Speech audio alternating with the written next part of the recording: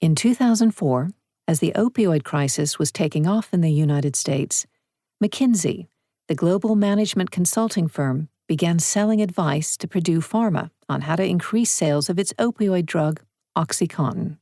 McKinsey's work for Purdue continued until 2019, many years after Purdue pleaded guilty in 2007 to misbranding the drug, and opioid addiction had become a devastating national epidemic. In 2021, McKinsey agreed to a $573 million settlement with 47 U.S. states for working to help turbocharge Purdue's sales efforts. Early in their relationship, the state of California argued, McKinsey advised Purdue that it could increase OxyContin sales through physician targeting and specific messaging to prescribers. During many of the years that McKinsey was advising Purdue on how to boost sales of OxyContin and evade government regulation, the Drug Regulation Division of the U.S. Food and Drug Administration, FDA, was paying McKinsey to offer advice on how to strengthen its regulation of pharma, among other topics. McKinsey's contracts with the FDA required it to disclose such obvious conflicts of interest. But in 2021, after ProPublica asked the FDA for documents related to any such disclosures filed by McKinsey, the FDA turned up nothing after a diligent search of our files. Even after news of McKinsey's work enabling Purdue's wrongdoing became public knowledge in early 2019, the FDA continued to seek advice from McKinsey. Between February 2019 and January 2021, McKinsey received more than $20 million in new FDA contracts. McKinsey's dual role in advising the FDA and Purdue clearly worked against the public interest.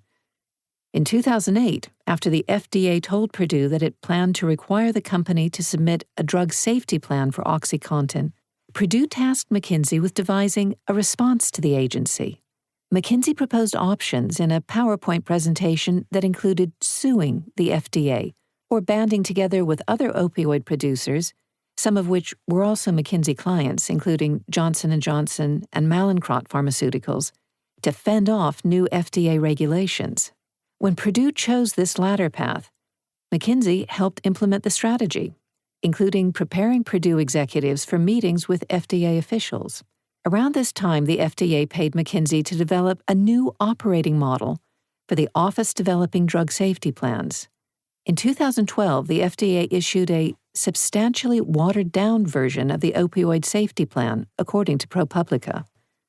In 2013, with its FDA contracts ongoing, McKinsey recommended a number of specific sales tactics to Purdue, including focusing sales calls on high-volume opioid prescribers, pushing higher and larger, and therefore more lucrative dosages, and trying to distribute OxyContin directly to patients and pharmacies.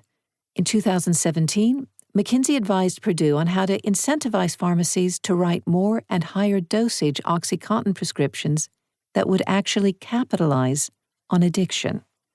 For example, McKinsey recommended that Purdue offer large bonuses, nearly $15,000, to pharmacies like CVS when one of their patients developed an addiction or overdosed on the opioid.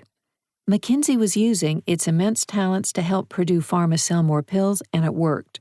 North Carolina Attorney General Josh Stein, one of the leaders of the 2021 settlement with McKinsey, told The Washington Post, "The number of pills prescribed, Purdue's profits, and McKinsey's fees all skyrocketed. But so did the number of people addicted, the number of people overdosing, and the number of lives lost."